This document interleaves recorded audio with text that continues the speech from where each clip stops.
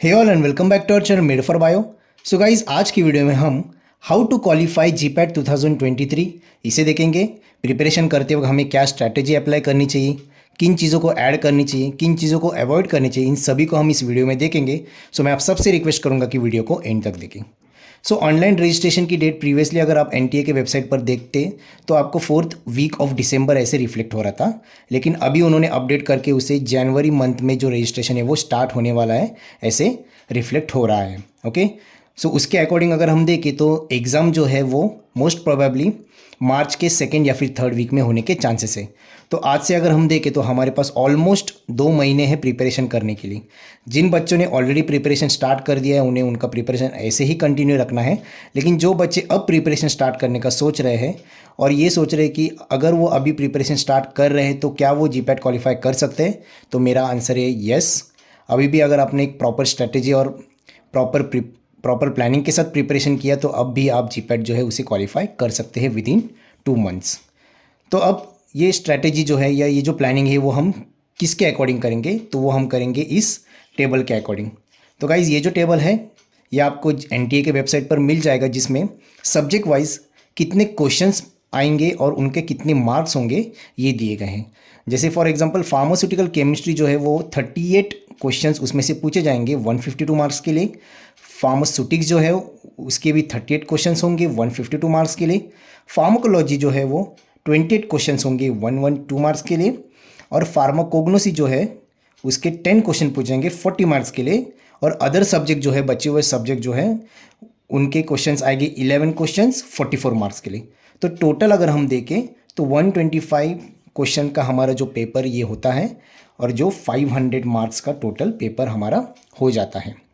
Okay, तो इस table के अकॉर्डिंग अगर हम देखें तो जो हमारे सब्जेक्ट जो है वो मेजर और माइनर सब्जेक्ट में डिवाइड हो जाते हैं। सो गाइज, मेजर सब्जेक्ट और माइनर सब्जेक्ट इस तरह डिवाइड हो जाते हैं। मेजर सब्जेक्ट में केमिस्ट्री, फार्मास्यूटिक्स और फार्माकोलॉजी आ जाता है और माइनर सब्जेक्ट में ये सारे सब्जेक्ट आते हैं।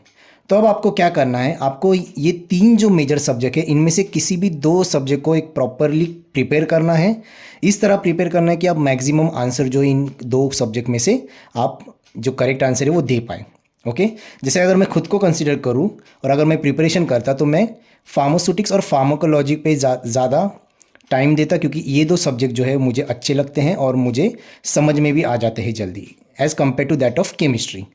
तो आपको इसी तरह 1-2 सब्जेक्ट जो है आपको सिलेक्ट करना है जिसको पढ़ने में आपका इंटरेस्ट भी हो और जो आपको जल्दी समझ में आता है।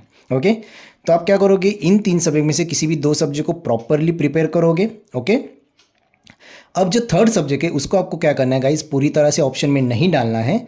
उसका एटलीस्ट जो बेसिक कंसेप्ट है, बेसिक टॉपिक्स है, उनको आपको पढ़ के रखना है। ओके, तो फॉर एग्जांपल अगर हम कंसिडर करें कि फार्मास्यूटिक्स से आपने 20 करेक्ट क्वेश्चन निकाल दिए, ओके, और फार्माकोलॉजी से आपने 15 करेक्ट क्वेश्चन निकाल दिए और केमिस्ट्री से आपको 5 करेक्ट क्वेश्चन आपने निकाल दिए। ओके, तो टोटल यहाँ पे हो जाते हैं 40 क्वेश्चंस। ओके, और 14 to 4 करें तो 160 मार्क्स आपको मेजर सब्जेक्ट में मिल जाते हैं। ओके, अब माइनर सब्जेक्ट जो है जिसमें फार्माकोग्नोसी जो है वो आता है, 11 क्वेश्चन उसमें से पूछे जाते हैं। तो इसमें से आप ट्राई कीजिए कि आप 5 क्वेश्चन तो एटलीस्ट करेक्ट फार्माकोग्नोसी के आप दे पाए, ओके, निकाल पाए। और जो बाकी बचे हुए सब्जेक्ट है उनमें से आप एटलीस्ट ट्राई कीजिए कि आप 5 क्वेश्चन जो है वो आराम से निकाल पाए। ओके, तो इससे क्या हो जाएगा, यहाँ के 40 क्वेश्चंस और ये 10 क्वेश्चंस ऐसे मिला के 50 क्वेश्चन अगर आपने करेक्ट 50 क्वेश्चन अगर आप दे रहे हो तो आपको 200 मार्क जो है वो इस एग्ज़ाम में आराम से मिल जाते हैं।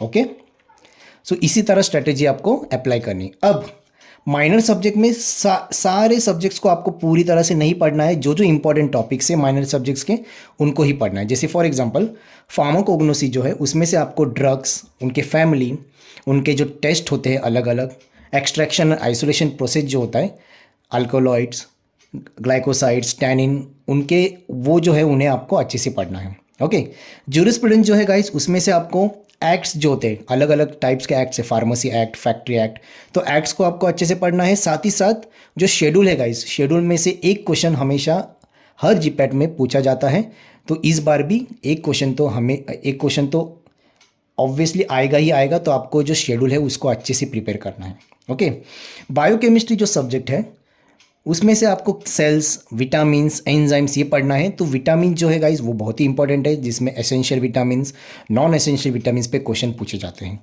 ओके।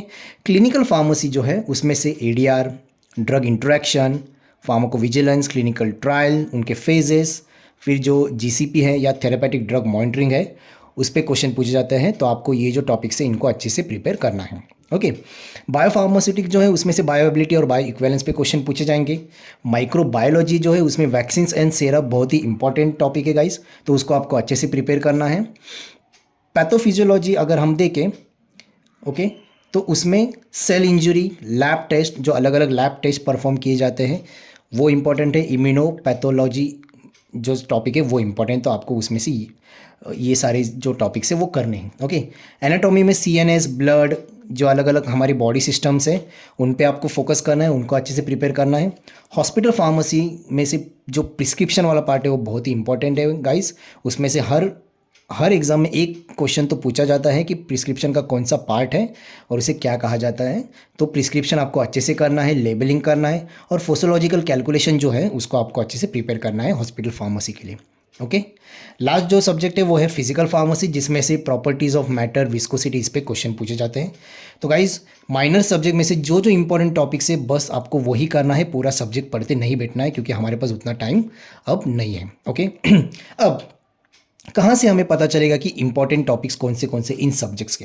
तो ये आपको पता चलेगा by solving previous year question paper. तो to add in our preparation, आपको क्या ऐड करना है आपके प्रिपरेशन में? तो आपको हर रोज़ मिनिमम 30 मिनट्स तो प्रीवियस ईयर क्वेश्चन पेपर्स देखने हैं गाइस।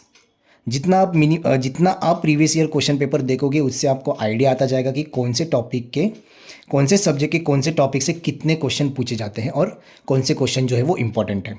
तो उसके अकॉर्डिंग आप जो आपका प्रिपरेशन है जो वो कर सकते हो। ओके। दूसरी चीज़ guys, discuss with your friends.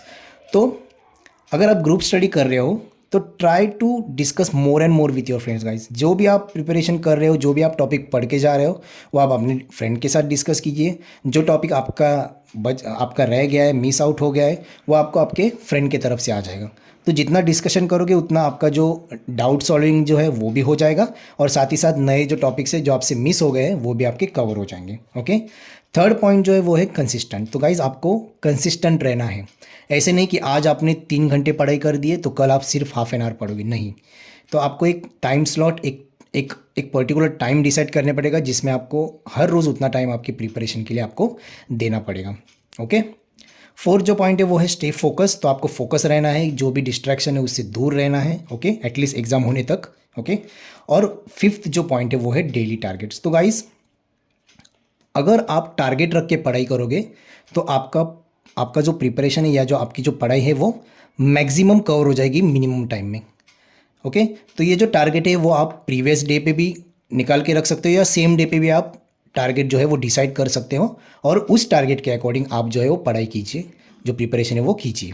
Okay. अब what to avoid during our preparation. So सबसे पहला, लास्ट मिनट प्रिपरेशन गाइज। जो लास्ट वीक होगा आपके एग्ज़ाम का, जिसके बाद आपका एग्ज़ाम होने वाला है, तो उस वीक में या उस 10 डेज़ में आपको कोई भी नया टॉपिक बिल्कुल भी नहीं पढ़ना है। ओके। जितना भी आपने अभी तक पढ़ा था बस आपको उसी को और उसी को ही रिवाइज करना है।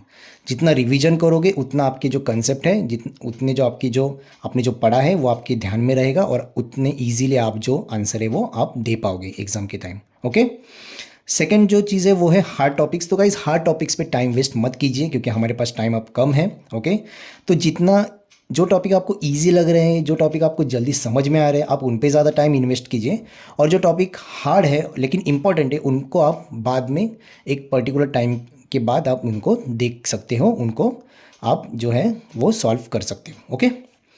थर्ड जो बात है वो है गाइस मल्टीपल अटैम्प्ट। तो बहुत से बच्चे दिमाग में ये रख देते हैं, उनका एक गलत जो बिहेवियर हो जाता है वो है कि मुझे बहुत से अटैम्प्ट है मेरे पास, इस अटैम्प्ट में अगर मेरा एग्ज़ाम नहीं निकल रहा है तो मैं अगले एग्ज़ाम में जीपैट निकालने की कोशिश करूँगा। तो गाइस जब हम लोग ऐसा सोचने लग जाते हैं तो हम लोग जो है वो 100% हमारा प्रिपरेशन जो है वो नहीं कर पाते। तो आप अपने दिमाग में ये लाइए कि ये जो अटैम्प्ट है आपका, ये लास्ट अटैम्प्ट है।